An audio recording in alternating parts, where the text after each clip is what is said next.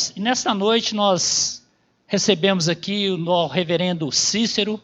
Amém, reverendo Cícero? Por gentileza, ele vai trazer a palavra para a gente nesta noite, a palavra do Senhor. O reverendo Cícero lá da igreja presbiteriana do bairro Diamante, né? E ele vai estar conosco aqui hoje, nessa noite, trazendo a palavra. Amém? Vamos orar por ele, por favor, reverendo Cícero. Estenda a sua mão, vamos orar pelo reverendo, para que Deus possa conceder-lhe graça, unção, trazer essa palavra abençoada para a gente. Amém? Senhor nosso Deus, nós te louvamos, ó Deus, por essa noite maravilhosa e gloriosa na tua presença. Ó Deus, todo o culto ao Senhor, ó Deus, é um culto de louvor, de adoração ao teu santo nome. Ó Deus, nós queremos te pedir nesta noite, que o Senhor use o teu servo, o reverendo Cícero, ó Deus, que o Senhor use o teu servo, ó Deus, como instrumento do Senhor, que o teu Espírito Santo, que creio que já derramou a tua unção, a tua graça sobre a vida do teu servo, ó Deus, para que ele possa trazer a tua palavra, ó Deus, a esta igreja. Que o nosso coração seja edificado, exortado, ó Deus, pela tua palavra. E que essa palavra, ó Deus, em nome de Jesus, venha trazer crescimento às nossas vidas, ó Pai. E em tudo, ó Deus, o nome do Senhor seja louvado e glorificado aqui nessa noite. Nós te louvamos, te glorificamos pelo teu santo nome. Te agradecemos também pela vida do teu servo nesta noite. Louvado seja o nome do Senhor, em nome de Jesus. Amém. Amém. Boa noite, meus queridos. É um prazer, uma honra, uma alegria estar aqui com os queridos irmãos. Convite do reverendo Rondinelli, um querido amigo, e que nos prestigiou com essa grande oportunidade. Podemos compartilhar da palavra do Senhor. Fico muito feliz em conhecer mais uma parte do corpo de Cristo, espalhado pelo mundo, mas no nosso caso, espalhado aqui no Caiçara, e glorificando e adorando ao nosso Deus. Graças a Deus, meus queridos. Queridos, estou com a palavra do Senhor que gostaria de compartilhar com os irmãos, que se encontram em Atos. Gostaria que os irmãos abrissem suas Bíblias.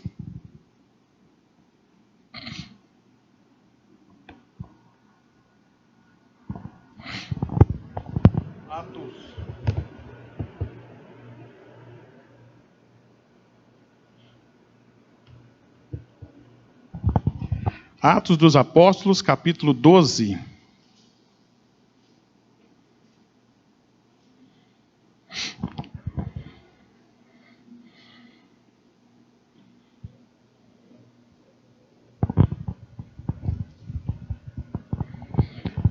Nós vamos ler dos versos 1 até o verso 17. Eu vou estar fazendo a leitura.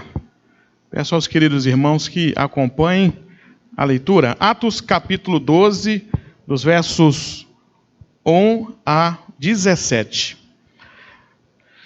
Diz assim a palavra do Senhor. Por aquele tempo, mandou o rei Herodes prender alguns da igreja para os maltratar, fazendo passar a fio de espada a Tiago, irmão de João. Vendo-se isso agradável aos judeus, prosseguiu prendendo também a Pedro. E eram os dias dos pães asmos. Tendo feito prender, lançou-o no cárcere, entregando a 4 escoltas de 4 soldados cada uma, para o guardarem, tencionando apresentá-lo ao povo depois da Páscoa. Pedro, pois, estava guardado no cárcere, mas havia oração incessante a Deus por parte da igreja a favor dele. Quando Herodes estava para apresentá-lo naquela mesma noite, Pedro dormia entre os 2 soldados, acorrentado com 2 cadeias, e sentinelas à porta guardavam o cárcere. Eis, porém, que sobreveio um anjo do Senhor, e uma luz iluminou a prisão, e tocando ele o lado de Pedro, despertou, dizendo: levanta-te, depressa. Então as cadeias caíram-lhe das mãos. Disse-lhe o anjo: cinge-te e calça as sandálias. Ele assim o fez. Disse-lhe mais: põe a capa e segue-me. Então, saindo, seguia, não sabendo que era real o que se fazia por meio do anjo.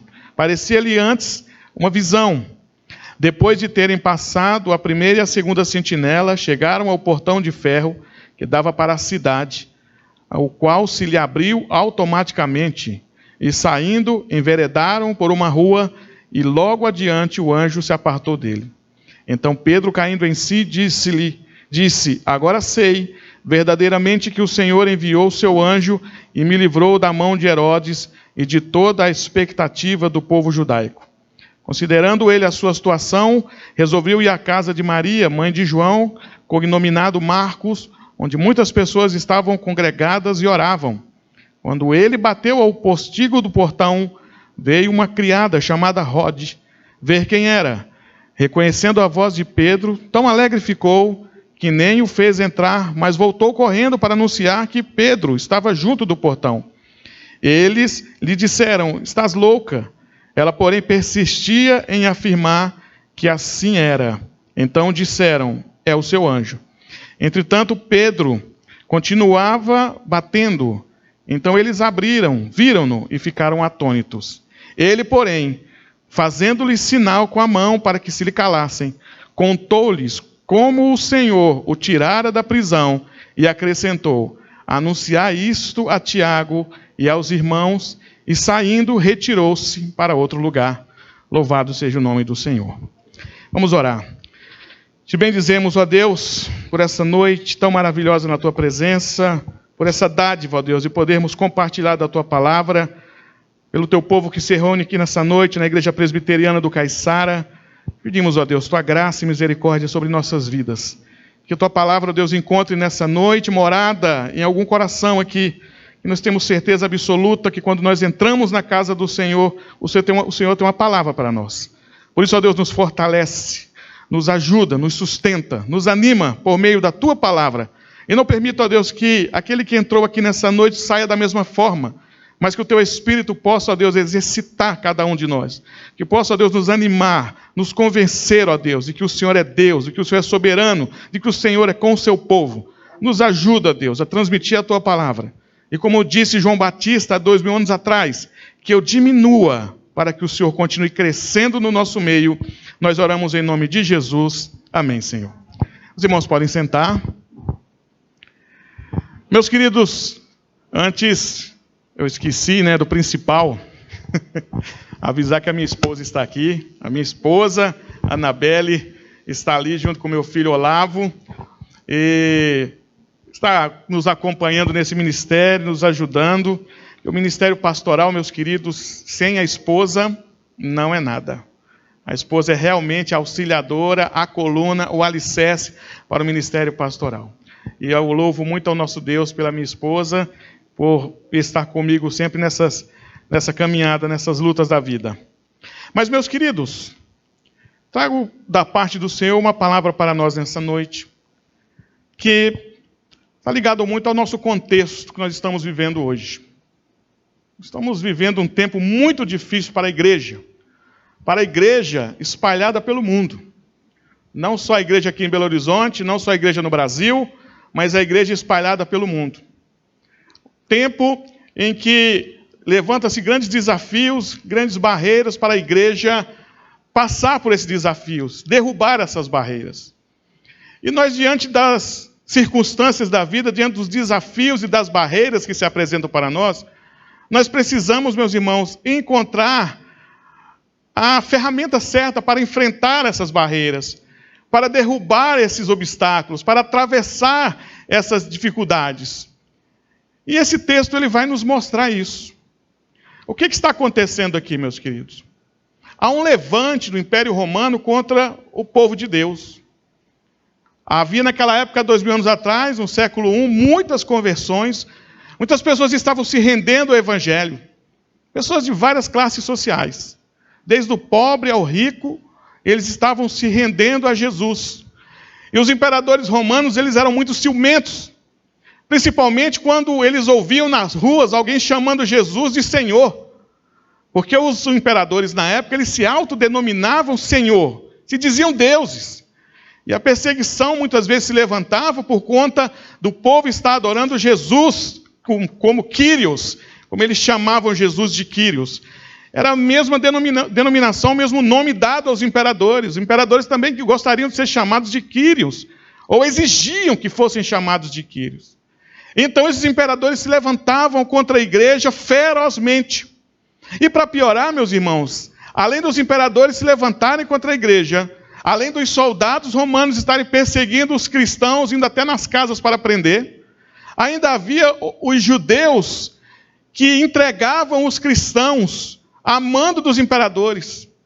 Então, os judeus que também não gostavam dos cristãos, que não aceitavam essa ideia de Jesus como Messias, eles, quando sabiam que havia reunião de crente em algum lugar, eles iam entregar aos imperadores. Havia uma ligação entre eles. Então, a igreja passava por um momento muito difícil, de muita perseguição, de muita luta, de muita ansiedade diante daquelas questões relacionadas ao contexto em que eles estavam vivendo. E aí, meus queridos, nós precisamos tirar desse contexto de 2000 anos atrás, o que foi que a igreja fez naquela época que nos serve como ensinamento nos dias de hoje. O que nós devemos fazer também nesses dias de ansiedade, de incerteza, de perseguição, de luta. O que nós devemos fazer?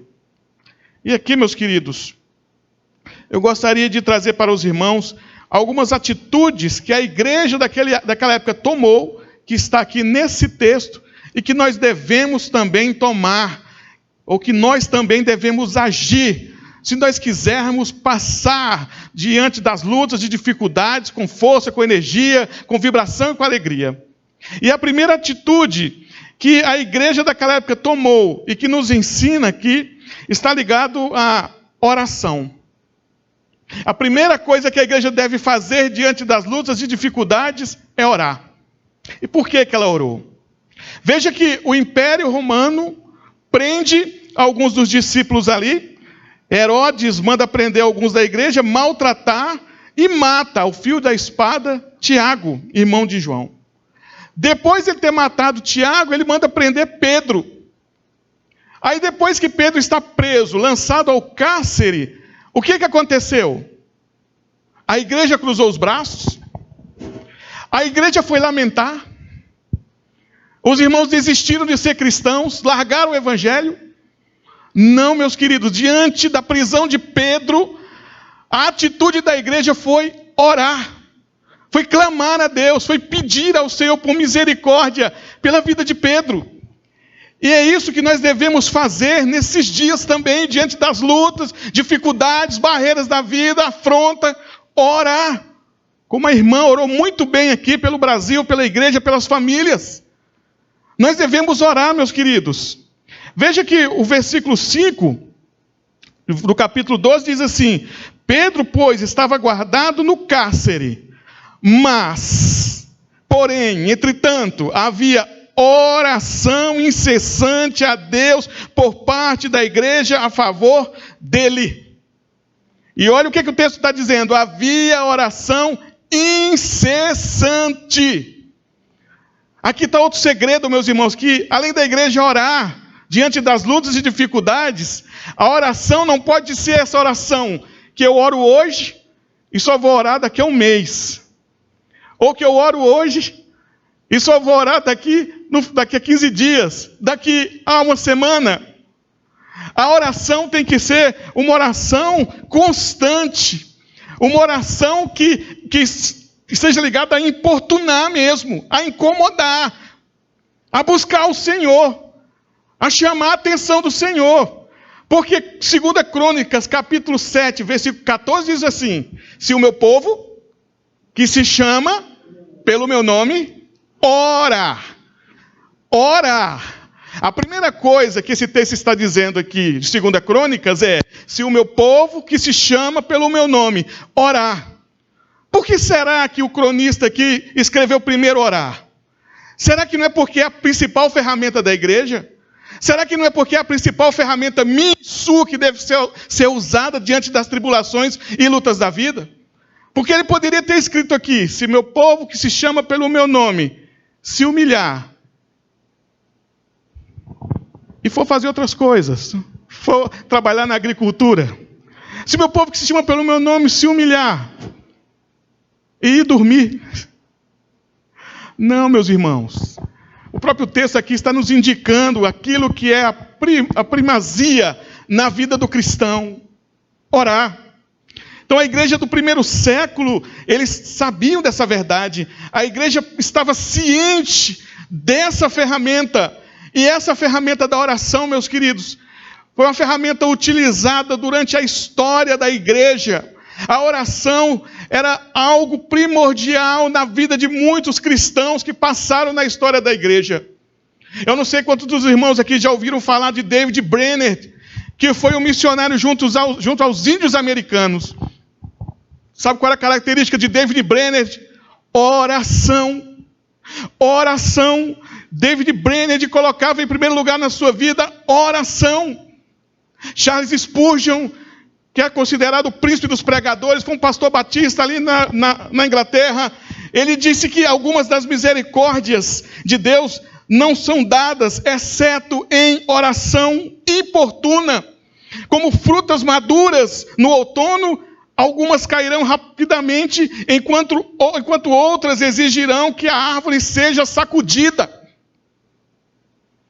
Ou em outras palavras, Charles Spurgeon está dizendo assim: se você quer se levantar, se você quer buscar força na sua vida espiritual, se você quer vencer essa luta, essa dificuldade, você precisa ser persistente na oração. Você precisa continuar orando e clamando ao Senhor. Meus irmãos, Jeremias, capítulo 29, versículo 12 e 13 diz assim, então me invocareis, e orareis a mim, e eu vos ouvirei, e buscar-me-ei, e me achareis, quando me buscares de todo o coração. Sabe para que Deus está falando isso por meio de Jeremias? Para o povo que estava no cativeiro babilônico, que quando ia orar a Deus, ajoelhava de forma mecânica, orava religiosamente, não tinha mais comunhão com Deus. Aí Deus está assim: se vocês orarem do fundo do coração, eu vou ouvir vocês. E assim, meus irmãos, é uma dica para nós quando nós formos orar e buscar Deus. Porque há muitas vezes que nós vamos orar mecanicamente. Oração antes de dormir, mecânica. Oração antes de comer, mecânica. Oração antes de clamar a Deus, mecânica. Deus está esperando que você ore do fundo do coração. E sabe quando nós oramos do fundo do coração, meus irmãos? Quando estamos numa luta, numa dificuldade, quando o parente está sofrendo, quando o filho está sofrendo, quando o familiar está sofrendo, quando a dificuldade na empresa está batendo a porta, a vida financeira não está boa, aí nós colocamos o joelho no chão e oramos de coração, e aí o Senhor ouve. A igreja estava orando por Pedro aqui, meus irmãos, mas não estava orando da boca para fora, não estava orando religiosamente, não estava orando porque é uma regra de dogma que eles tinham que obedecer. Eles estavam orando porque eles sabiam que existia ou que existe um Deus soberano, que quando você ora para Ele, Ele ouve a sua oração.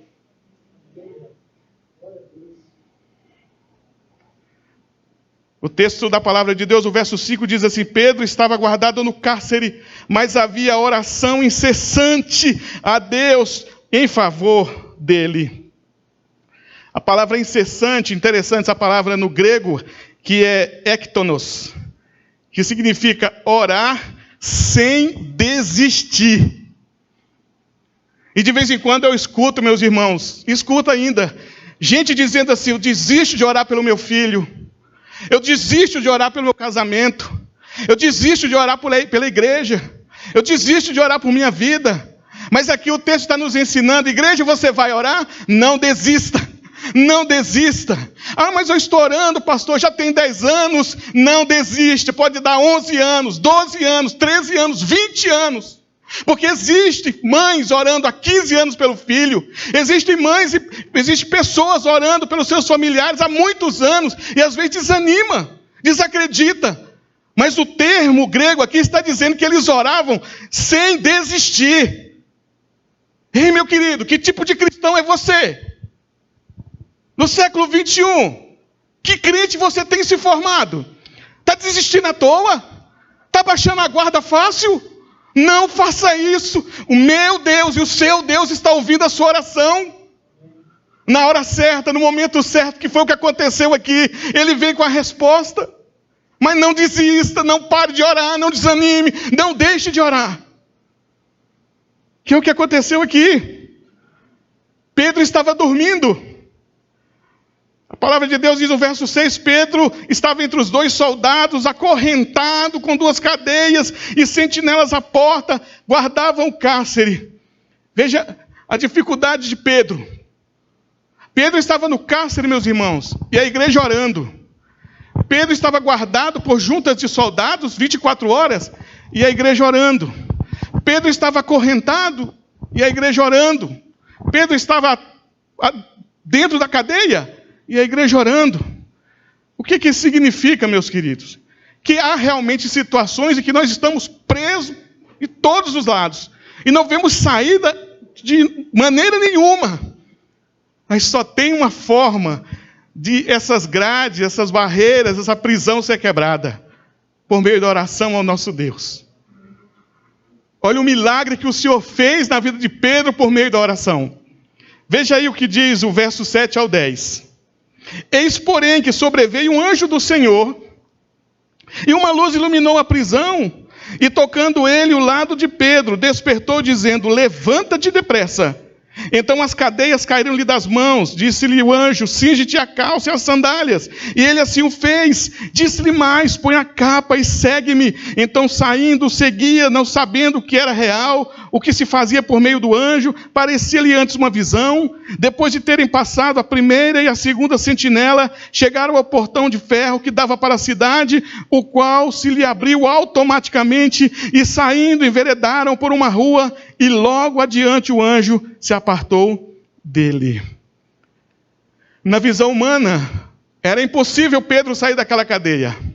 Na ótica humana, Pedro estava bem guardado e não tinha condição de ele ser solto. Mas quando nós oramos ao nosso Deus, o que é impossível ao homem, é possível ao nosso Deus. O que é impossível para mim e para você, é possível ao nosso Deus. O que os soldados não esperavam, o que talvez o Império Romano não esperava, era de um anjo se manifestar ali na cadeia, e quebrar as cadeias, e abrir o portão e fazer Pedro sair. Meu querido, quando nós oramos, o milagre do Senhor vem de onde menos a gente espera. Por isso você precisa continuar orando. Às vezes você está medindo o caminho do Senhor, dizendo, o Senhor vem pela esquerda. Lá vem o Senhor pela esquerda com aquela bênção. E o Senhor vem da onde menos você espera, para responder à oração da igreja. Porque o Senhor faz coisas que a gente não conhece. Por quê? Porque os pensamentos do Senhor não são nossos pensamentos. Os seus caminhos não são nossos caminhos. Mas Ele opera no meio da igreja. Mas Ele cuida da sua igreja. Mas Ele cuida de mim, de você, irmão.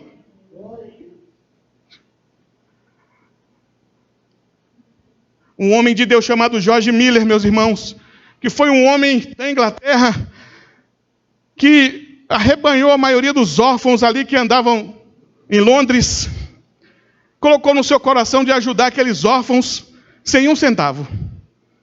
E quando ele trouxe aquelas crianças que estavam ali na Inglaterra, numa época difícil, que havia muita fome na Inglaterra, desemprego, George Miller disse para o Senhor, Senhor, eu não tenho um centavo, mas eu tenho os joelhos aqui, Senhor, e o Senhor vai prover. Vai ler a história de George Miller, que cuidou de milhares de órfãos, sem um centavo, meus queridos, dele. Porque ele foi recebendo dinheiro e oferta de pessoas que chegavam e diziam, está aqui, irmão, Deus tocou no meu coração, toma aqui esse dinheiro para você segurar e sustentar o seu orfanato. Chegava outra pessoa e dizia, está aqui, irmão, está aqui um dinheiro que o Senhor mandou eu entregar para você sustentar esse orfanato. Meus queridos, a igreja do século 21 está precisando experimentar essas coisas, o milagre do Senhor na sua vida. Muitas vezes, meus queridos, nós estamos vivendo só de ouvir falar, só da experiência dos outros. Você precisa experimentar as bênçãos do Senhor na sua vida, nessa semana. Em nome de Jesus. John Wesley, meus queridos, que mudou a Inglaterra, um homem que estava insatisfeito com o alcoolismo ali na Inglaterra, conta a história que Billy Graham, antes de se tornar Billy Graham, fez uma viagem para a Inglaterra e foi conhecer a casa de John Wesley. E aí o pastor que levou ele na casa de John Wesley chamou ele para o quarto onde John Wesley dormia. E Billy Graham viu que no chão do quarto, onde John Wesley dormia, havia 2 buracos no chão. Que eram exatamente os 2 buracos da marca dos joelhos de John Wesley. Entenda, John Wesley tinha facilidade em orar 4 horas por dia, clamando a Deus. Pedindo a Deus, dizendo: Senhor, me dá a Inglaterra, senão eu morro. Me dá a Inglaterra, senão eu morro. Me dá a Inglaterra, senão eu morro.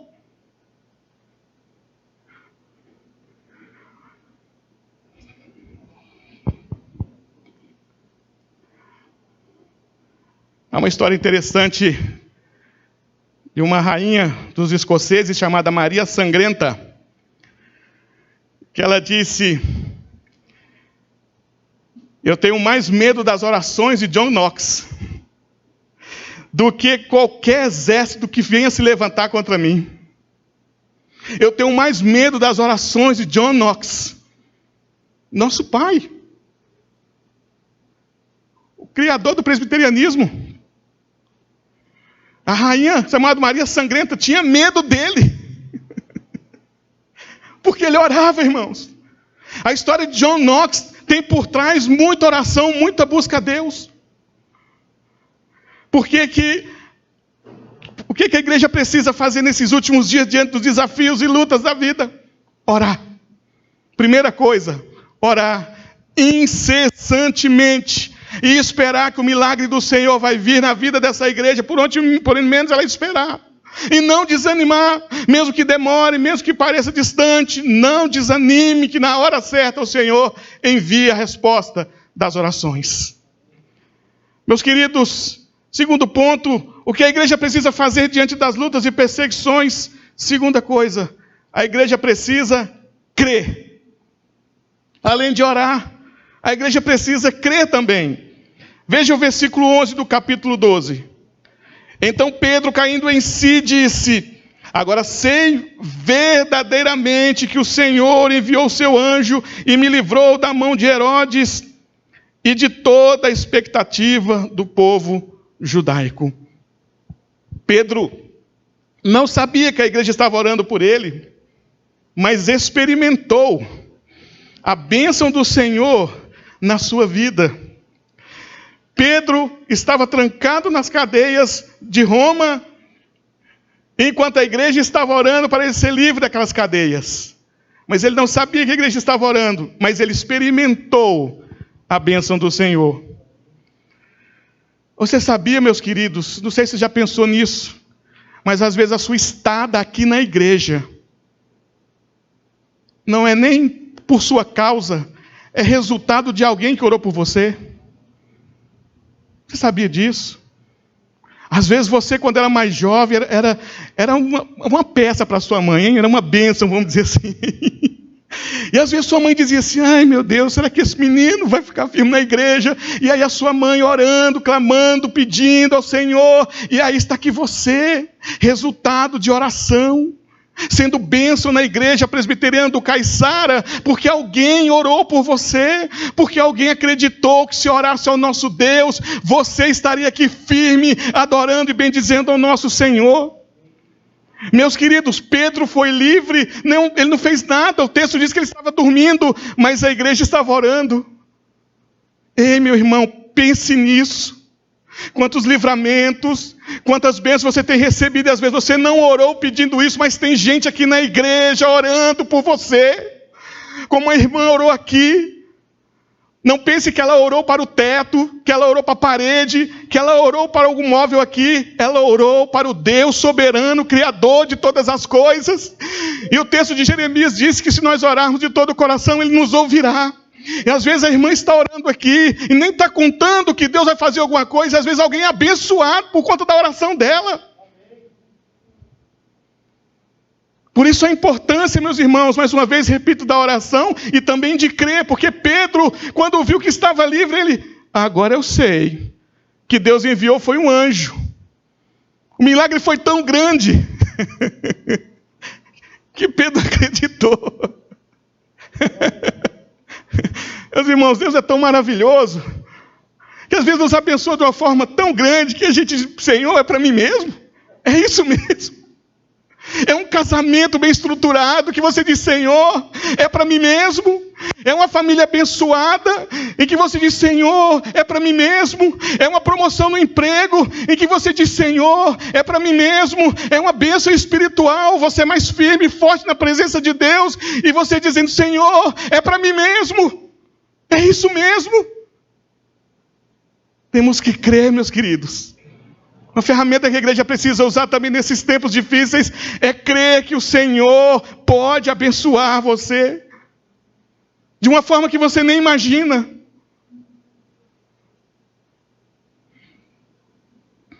Tem um hino nosso que diz assim: conta as bênçãos, diz as quantas são, recebidas da divina mão. Vem dizê-las todas de uma vez. E, surpreso, quanto Deus já fez. Quando você olha para o que você já, ou você tem, o que você recebeu, o que Deus tem feito na sua vida, e quando você para de murmurar um pouquinho e começa a agradecer a Deus pelo que você tem, meu irmão, você vai ver que você tem demais. Está passando, está além do limite. Ai, meu Deus, meus irmãos. Olha a igreja dos irmãos. Está demais, está além do limite. Olha a vida dos irmãos. Está demais. Deus tem dado mais do que nós merecemos. Olha a sua família. Olha a saúde dos seus filhos. Olha o que Deus tem proporcionado na sua vida. Está demais. Está além do limite. Nós precisamos parar um pouco, irmãos, de olhar o gramado do vizinho e olhar a nossa vida, como Deus tem abençoado, como Deus tem derramado bênção na nossa vida, meu irmão. E depois vamos ficar igual Pedro, dizer assim, será? É isso mesmo, Senhor? Eu não mereço, Senhor. Eu sou miserável pecador, Senhor. É isso mesmo, Senhor? Meus queridos, a ferramenta que a igreja precisa usar nesses últimos dias é crer. É crer que o nosso Deus pode fazer grandes milagres. Os tempos de crise são oportunidades para se crer na soberania de Deus. A igreja precisa crer na intervenção divina. Por isso, Salmos 4, versículo 1 diz assim: alivia-me da minha angústia, sê misericordioso comigo e ouve a minha oração. O Salmos 18, versículo 6 diz assim: na minha angústia chamei ao Senhor. O Salmo 120, versículo 1 diz assim: clamo ao Senhor na minha angústia e Ele me responde. Quantos aqui conhecem o puritano John Bunyan, que escreveu Peregrino? Que livro maravilhoso, hein? Quem já leu? Maravilhoso, irmãos. Você sabia que ele escreveu esse livro preso? Ao invés de ele ficar na cadeia murmurando, reclamando, ele achou naquele momento a oportunidade e pensou, agora é o tempo de escrever o livro, eu não tinha tempo. Crer em Deus nos faz, meus irmãos, agir assim. Aproveitar as oportunidades para absorver a graça de Deus, por meio dessa graça, continuar fazendo a obra do Senhor. Em meio a aperto, dificuldade, não correr, não fugir, não sair da presença de Deus. Mas como você tem cargo aqui na igreja, alguém que faz alguma coisa aqui, meu querido, faça mais. Trabalhe mais. Vá mais em frente. Talvez é um momento em que você diga assim, puxa vida, eu estou fazendo isso, fazendo aquilo, não estou vendo resultado, você não está vendo agora. Mas continua. Como John Bunyan escreveu o livro, é o livro mais lido do mundo, só perde para a Bíblia. Escreveu preso. Quem sabe, meus queridos, na sua perseverança, o Senhor está usando isso para atrair novos eleitos para a igreja, para fortalecer o que está fraco, para levantar o que está desanimado, para ajudar o que está triste. Continua crendo, meus queridos. Terceiro ponto, meus queridos, o que a igreja precisa fazer diante das lutas e perseguições, a igreja precisa testemunhar. Então, dos 3 pontos aqui, que são os 3 pontos presbiterianos, né, irmão? Então, primeiro ponto que a igreja precisa fazer diante de lutas e dificuldades, orar. Depois, o que a igreja precisa fazer diante das lutas e dificuldades? Crer. E terceiro ponto, a igreja precisa testemunhar. Veja o verso 17 de Atos capítulo 12. Ele, porém, fazendo-lhe sinal com a mão para que se calassem, contou-lhes como o Senhor o tirara da prisão e acrescentou: anunciai isto a Tiago e aos irmãos. E saindo, retirou-se para outro lugar. Uma das palavras mais usadas no Novo Testamento, principalmente aqui em Atos, meus queridos, é martírio, testemunho, do grego. Porque testemunhar é uma das prerrogativas da igreja. O livro de Atos, ele foi escrito, a mente de Lucas, quando escreveu a narrativa de Atos, ele estava pensando nisso, no testemunho. Os discípulos viveram com Jesus e agora eles estavam testemunhando o que eles experimentaram com Jesus. E aquela fé em Jesus ressuscitado fazia com que eles fizessem coisas incríveis, mediante essa fé em Jesus. Por isso, Jesus disse para eles em Atos capítulo 1, verso 8, Jesus mesmo disse assim: e sereis minhas testemunhas, tanto em Jerusalém como em toda a Judéia e Samaria e até os confins da terra. O teu testemunho, meus queridos, fortalecia uns aos outros. Quando alguém ouvia falar, por exemplo, que um dos discípulos estava preso, e que mesmo assim ele estava lá cantando e adorando a Deus na prisão, isso fortalecia aquele que estava, às vezes, sendo combatido pelas circunstâncias, talvez querendo desanimar, mas quando ele via que o outro, mesmo diante da dificuldade, estava firme e perseverando na presença do Senhor, aquilo animava o que estava desanimado. Por isso, Pedro vai dizer: anunciar isto a Tiago e aos irmãos. E esse Tiago que Pedro está falando aqui é o Tiago, irmão de Jesus. Esse Tiago aqui, irmão de Jesus, ele foi atirado de uma altura de 30 metros, de um pináculo. E quando ele bateu no chão, ele não morreu. Então as pessoas que o jogaram desse pináculo, na altura de 30 metros, correram lá e acabaram de matá-lo com porretadas. É o mesmo pináculo que Satanás levou Jesus para desafiá-lo em Mateus 4. Mas veja que a fé em Jesus e as orações faziam com que os discípulos enfrentassem as mais duras provas. Talvez, meu querido, você tenha sido testemunha dos feitos do Senhor. Talvez você tenha experimentado das bênçãos do Senhor, mais do que qualquer um aqui às vezes. E sabe para que isso? Não é para você se engrandecer, não é para você se exaltar, é para você glorificar a Deus, é para você bendizer ao Senhor.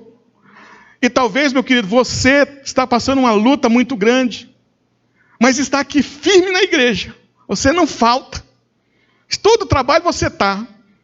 Isso não é para engrandecer você, não. É para dar testemunho de como o Senhor sustenta, de como o Senhor fortalece, de como o Senhor conduz, de como o Senhor abençoa, de como o Senhor segura com suas mãos aquele que está fraco, aquele que está doente, aquele que está triste. Para quê? Para testemunhar a outros. Quantas pessoas aqui dentro talvez não seja testemunho para você, de você ver o que a pessoa passou e está aqui firme e você dizer assim: puxa, como eu queria ser como esse irmão. Como eu gostaria de ter ser pelo menos a unha do pé desse irmão na fé que ele tem. Meus irmãos, há um ano e tanto atrás, eu fui chamado para orar por uma senhora que estava em câncer terminal. E aí, quando você é chamado para orar, você já, eu vou orar pela irmã, graças a Deus. E lá, a irmã ouvirá a minha palavra, não é assim? E nós entramos no carro e fomos na casa dessa irmã, uma cidade da região metropolitana. E aí, meu irmão, eu naquela expectativa de levar uma palavra para a irmã, de dizer algo de conforto para a irmã. Eu tomei, meus irmãos, literalmente um soco de aula, de perseverança, de fé dessa irmã. A irmã em estado terminal, louvando a Deus, exaltando ao Senhor. E quando eu cheguei lá, meus irmãos, ela disse: não, pastor, eu estou tranquila, porque daqui eu vou para a glória. Daqui eu vou ver o meu Deus. Por que eu ficaria triste? E aí, meus irmãos, aquele que saiu, eu vou orar. Saí dizendo: Senhor, obrigado pelo testemunho dessa irmã. Obrigado pela vida dessa irmã, que me ensinou que o testemunho, às vezes, é melhor do que uma palavra. Eu ia falar, mas só a atitude da irmã foi o bastante. Meu irmão, a sua vida na presença de Deus, firme como você está, não importa o que está acontecendo com você, é importante para alguns aqui. Alguns aqui, às vezes, estão olhando para você e como você é, para poder continuar caminhando. Às vezes, o que eles não acham em casa, num pai, numa mãe, encontram em você. Encontram num pastor. Vida de pastor não é fácil não, viu, irmão? Mas tem que estar firme. Porque como é que eu vou pregar uma coisa que eu não vivo, que eu não creio? E o que eu estou falando aqui, meus irmãos, não está saindo só da boca, não está saindo do coração. Porque tudo que eu estou falando aqui, eu creio. E eu quero que você creia também. Eu quero que você saia aqui dessa noite crendo nisso. Que diante das lutas, dificuldades da vida, você deve orar. Que diante das barreiras da vida, você deve crer. E você deve testemunhar o que Deus tem feito na sua vida, mesmo em momentos difíceis, em momentos em que a situação não está fácil. E aí, meus queridos, para concluir, provações e perseguições, nós sempre teremos, né, irmão? Ai, ai. Mas talvez, nessa noite, eu esteja falando para alguém que não está numa prisão física. Talvez você não está numa cadeia como Pedro estava. Mas você talvez estava preso na incredulidade. Talvez você está preso na frieza espiritual. Talvez essa noite você está preso no desânimo. Talvez você veio aqui nessa noite e nem sabe como chegou aqui. Foi tão difícil você chegar aqui que você sentou e disse: meu Deus, eu consegui. O Senhor nessa noite, Ele quer de nós que você traga as suas necessidades para Ele em oração. Ele quer que você confie nele. Deixe Ele trabalhar, deixe Ele fazer a obra dele na sua vida, confia nele. E Ele quer que você testemunhe das bênçãos que Ele tem derramado na sua vida, ou do que Ele tem feito na sua vida. E assim, meus irmãos, como Pedro foi livre da cadeia, e depois o texto diz que ele foi para um outro lugar, ou seja, ele não parou de fazer a obra, ele continuou servindo ao Senhor. Assim seja nós nessa noite como igreja, diante das lutas e dificuldades, orando, crendo e testemunhando e continuando fazendo a obra de Deus. Que Deus nos ajude, que Deus nos abençoe. Amém.